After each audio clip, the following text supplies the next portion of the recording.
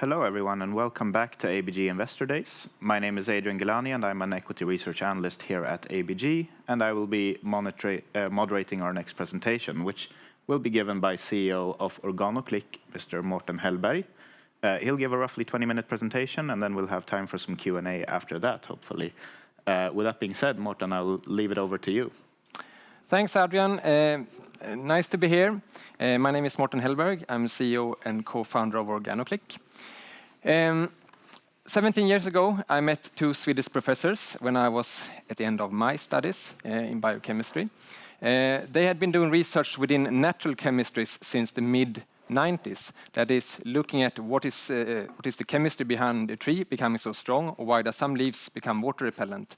And the purpose with this research that they had performed was finding new materials, new chemistries that can replace plastics and different fossil chemicals in cellulose-based materials. When we met, they had developed a technology which we call modification of cellulosic fibers. That is, we can click on different molecules to cellulose fibers by mimicking the way nature doing it by itself. This research and this science is called biomimicry, that is looking at and mimicking the way nature is creating different functions. If you look at what the technology platform that we started of, it is a way of clicking on molecules to cellulose fibers in wood, in textiles, and in paper in order to change the properties of these materials. Today, 70 years later, we have developed technologies in order to create improved water resistance, improved mechanical properties, grease resistance, and fire retardant, and also rot resistance to these materials. So this has been from a core technology of clicking on molecules. We have then gone into various fields depending on what we are using. The name of our company, OrganoClick, comes from two different chemistries that we are utilizing. And the first one is organocatalysis, thereby the name Organo. We were one of the first companies in the world, I would say, starting to work with this catalysis that is replacing toxic catalysis in order to create chemical reactions. And we were pretty pleased and happy when this was awarded the Nobel Prize in 2021, the science behind organocatalysis. And that is because it's a green chemical reaction, green chemistry that can replace fossil chemistries. Then the click in our technology is coming from click chemistry, which is a different fundamental research. You click on molecules. And we were pretty surprised and even more happy, I would say, when that was awarded the Nobel Prize in 2022. So the whole name from what we are working on has now received a Nobel Prize. And we were one of the first companies in the world started to commercialize different areas from organocatalysis and click chemistry. Today, it's being used also in pharmaceutical development. It's being used in other type of industrial processes, but we are unique here working with material chemistry and cellulose chemistry with these two fundamental chemistries. From this basic science, we have developed products within a number of different fields. We work with what we call non-woven materials, which is a material in between textile and paper. So it's like a soft paper, you can say. I'll talk more about that later. There we have developed bio-based binders, which is connecting the fibers, which replaces plastic binders that have been utilized in the past. Here we see a typical example of a non-woven material, and this I picked up here at the hotel. It's the napkins that they have here, and actually I can say that this napkin contains 15% of our binders. So, and I know this because I know the pattern of our customers' napkins, and I can smell it because our product smells different compared with the plastic binders. So I'm very happy that I found this, actually both the colored and non-colored materials. So here we have 15% of our product in these napkins. But that's a typical non-woven product. We also work with textile impregnation products in order to create water repellency on textiles. There we replace a chemical called PFAS or fluorocarbons, which is the chemical that is also in fire fighting agents that you have heard all about, the problem that they have in Kallinge and in Uppsala and so on. So it's the same type of chemicals that have been used for textile impregnation historically, which we are now replacing with bio-based chemistry. And then finally, we also work with wood protection, where we are replacing biocides and different heavy metals with natural minerals that is creating a physical protection instead of being a toxin to the fungus. Today we are a green chemical company. We have our own factory up at Arninge Industriområde in northern Täby, a 5,000 square meter facility where we have a number of production lines with a total capacity of 20,000 tons per year right now. Last year we had revenues of 115 million SEK. We surpassed that now after the third quarter this year. I'll come to the financial figures later on. And we are also work now completely with renewable energy in our production. So we became a certified climate neutral company according to Scope 1 and Scope 2 in 2022. And this is of course also very important because part of what our customers want is to become also climate neutral and becoming completely fossil free. So for them it's very important that our production is also fossil free. If we move into our different business units, our company is organized into three business units, one which we call non-woven and fiber technologies. There we are targeting big industrial producers of products like this.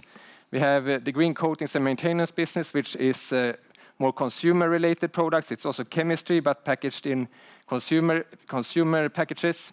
And then we have the functional wood, where we are working together with wood impregnation companies to impregnate wood for the building industry.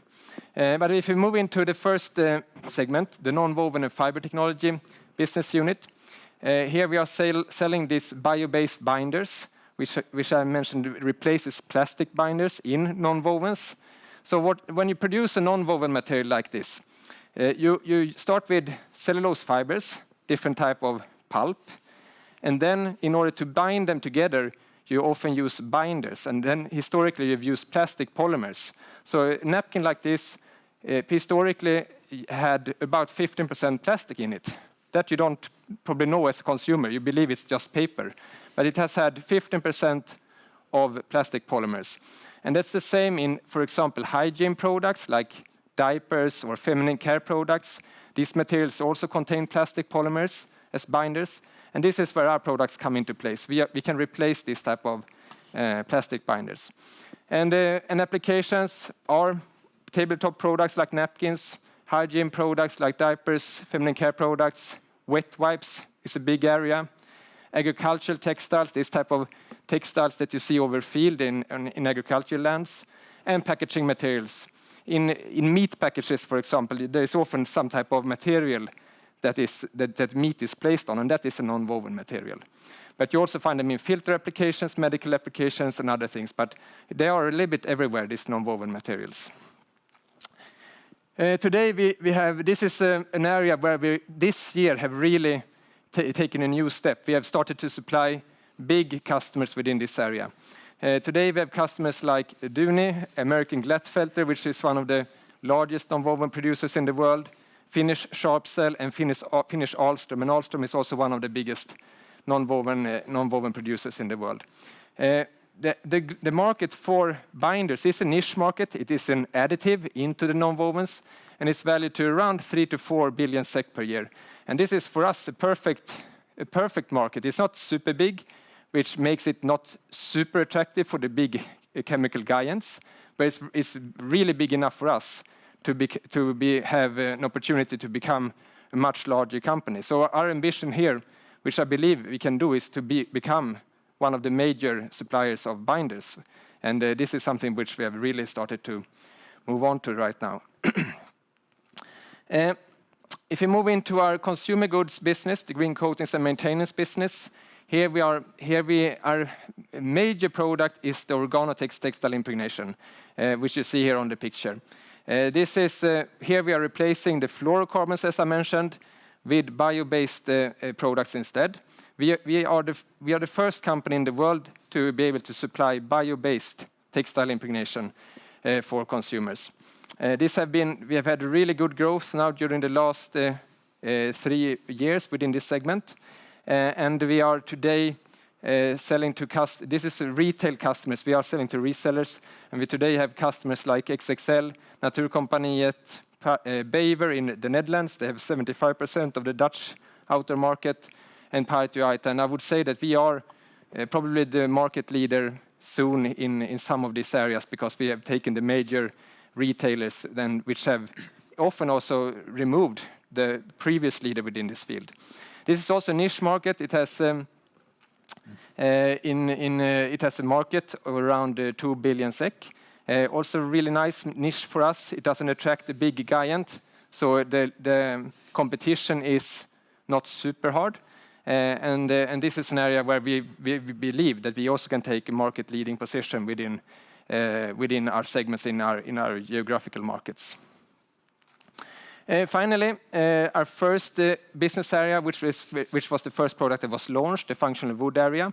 There we are selling this biocide-free wood impregnation technologies. We're working together with the largest wood impregnation company in Sweden, Bergs Timber, to produce these products.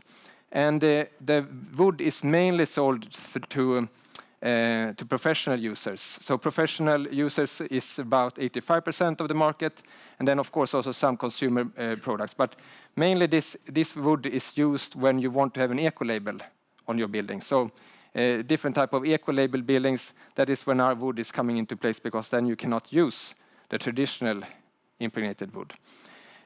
Here, customers and resellers that we are working with is Beijer Bygg, for example. They are one of our biggest retailers within this segment. Nordström Gruppen is also a big reseller for us, which is working towards the professional construction sector. Germany is the second biggest market for us. And there we have one of the leading distributors right now, which is called Carl Götz. And in Finland, we have a very good distributor named Sarokas, and Finland is the third largest market right now. Wood protection chemistry, the market for that is around 5 billion SEK. So another niche, not super big, but certainly big enough for us to be very interesting for us as a company. So in total, we are targeting markets of around 12 billion SEK, and within 3 different niche segments. Looking what we believe we can achieve from having moved into these markets, we have one very fundamental goal with what we are doing today, and that is to have 100% bio-based products. Today we have around 94%, which is extremely good, but we want to get up to 100%, and this we believe is the most critical competitive advantage we have over our customers, and we believe this also can create us to become a market leader within these 3 different segments, because the interest for bio-based and eco-label products are really growing within these markets. Finally, we believe that we can have a sales growth of around 20 to 30% per year. This we believe can be sustainable within our different markets. And from the product mix that we today see and the gross margins that we have within these product segments, we believe we can also reach an EBIT margin of about 20%, and we have reached certain volumes, because this is volume dependent. Last year, we started to redefine our strategy, because if you look historically at our company, we have had to move further up the value chain in order to be able to get out the products on the market. So we have supplied, for example, ready-treated wood, biocomposites with our binders, and so on. But we have now what we feel is proven our technology in such ways so we can go back to the business model that we wanted to work with from the start, and that is supplying the chemistry. So one major thing that we wanted to achieve was to streamline our business to become a completely pure chemical company. And that is by out-licensing the parts where we have sold the final material.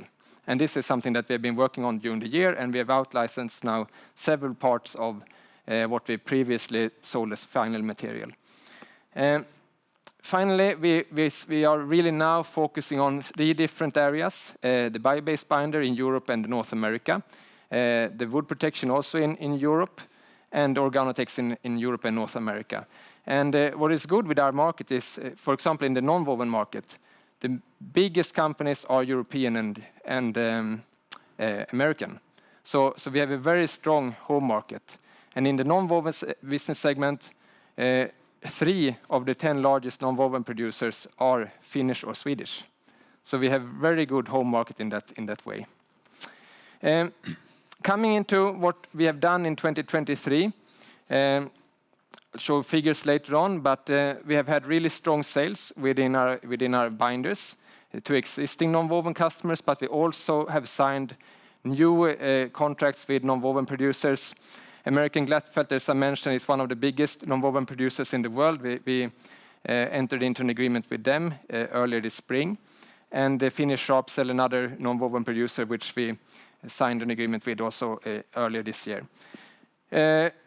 Sales of OrganoClick have developed extremely well, and we have also expanded the business into the Netherlands, Germany, Austria, and Poland. And we have also launched 100% bio-based OrganoClick, which is the second generation for us now, and also launched a new wood protection technology that is replacing our previous technology, which was the first generation. If you go into the financial figures, we had a very good third quarter. We had 50% revenue growth, mainly driven by extreme good growth within the non-woven and the fiber technology segment, more than 600% growth. We had also good growth in the consumer goods business with 29% growth. However, we had a weak construction market, which made that drop 20%. But even with that drop, we had a 50% revenue growth. We improved the gross margins coming from better utilization of our capacity. We have a very big overcapacity right now. So all capacity that we add is really increasing the gross margin a lot. We had good improvement of EBIT, even though it was not really break-even. We were at break-even levels both in Q1 and Q2, but now it was a little bit over. We had some costs that we had to take during this quarter, which we didn't have to take in the previous quarters. But still a very good improvement on all figures. If you look at the first 9 months, we had a revenue increase of around 26%, and a good increase both in gross margins and in EBIT. And here you see that most of the negative EBIT came from the third quarter. The first and the second quarter, we were about break-even on that. And the last 2 quarters, we have also had positive cash flow from operating activities, which we're also very happy that we have come to that stage. If you look at historically a little bit, so here I'm pretty happy to say that we have this year started to get into the right direction when it comes to the EBIT result. As you can see here in 2021 and 2022, we had quite difficult years. This was the pandemic years, and what we were affected heavily by a very strong increase in raw material costs. At the same time, in autumn 2019, we made a decision to invest in more sales organization, and we also invested in more selling activities, which looking back was not a very good timing, because in 2020, our salespeople that we had just recruited were not allowed to go out and meet customers anymore. So we had a much bigger sales force, and they were not allowed to go out and meet customers. So we had a high cost increase. At the same time, we got very high cost increases on our raw materials. So we had some difficult years here in 2021 and 2022. But this year, we have really made a turnaround there. And with the sales increase of 26%, we have also had a decrease in OPEX, in cost, of 10%. So we have reduced the cost with 10%, increased the sales with 26%. And that, of course, all in all, is creating a very positive effect on the result. If you look at the different business units, we have also done a quite big change. The non-woven and fiber technology business unit with the binder sales have grown a lot during this year.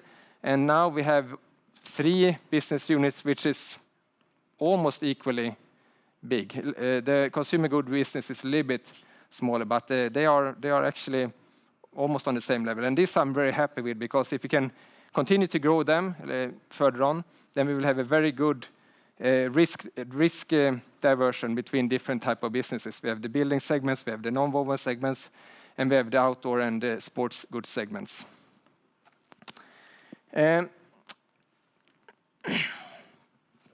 If you're looking ahead into 2024, well, we will continue to do what we do today.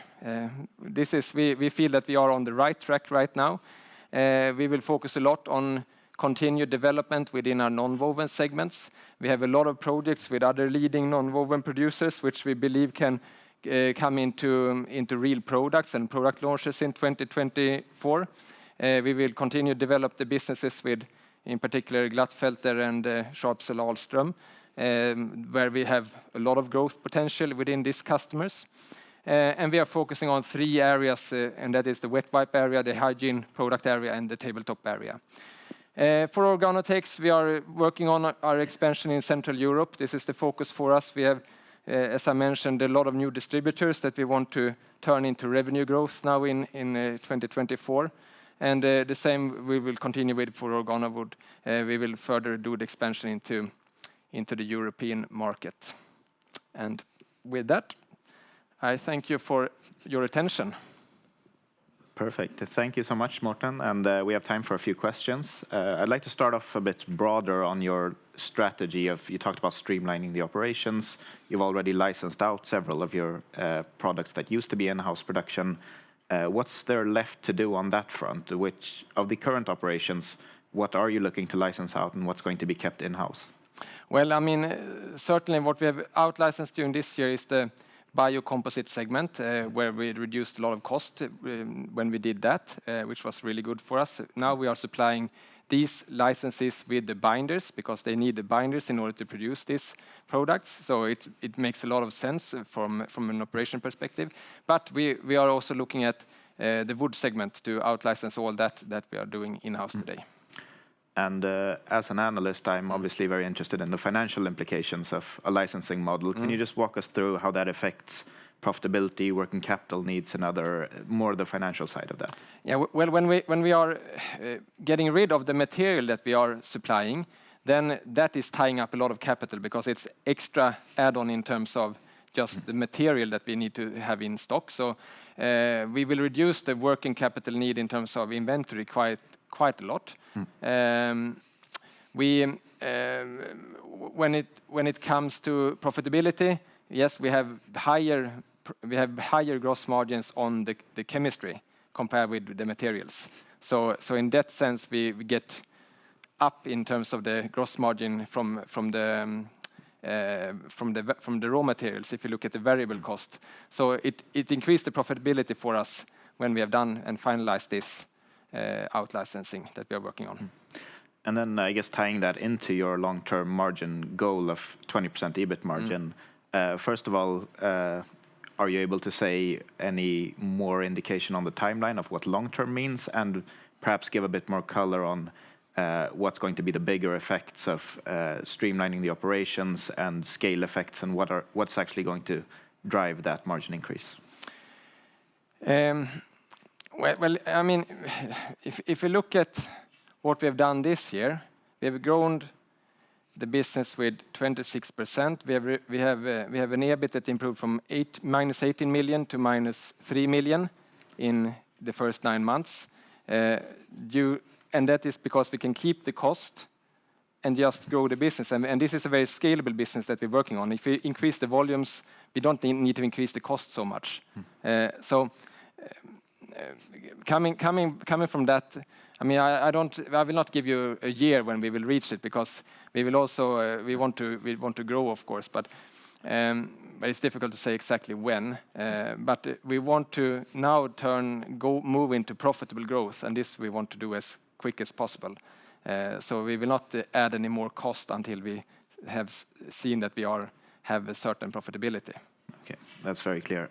And then I guess one final one from my end. If we focus on the fastest growing segment in the non-woven products, what's the strategy for growth in this area? Are you looking to sign new customers, or are you happy with the ones that you've got and more looking to grow within that? No, we both. I'd say, I mean, we have only started with the new customers that we gained this year, this is just the beginning of that. There we have a very big growth potential within these customer segments. But then we are working with several new customers in projects as well, and I hope that we will have a few more new customers next year. But it takes time, as some of you that have been with us for a long time, you know that I was talking about this segment for many years, that we were in projects until we finally made a breakthrough. But I hope that we can get a few more products out on the market every year from now on. Yeah, I guess a quick follow-up on that. You mentioned the exciting market potential. I believe it was 4 billion SEK annual market potential. Are you able to say something about your vision of how much of that you can realistically capture? I mean, the biggest player in this market right now have around 1.5 billion of this market. I'm not satisfied until we are the market leader. Okay, so. Perfect. I think that's a very good note to end it on. So with that being said, I'll thank you for your presentation and for answering all of my questions. Thank you. Thank you.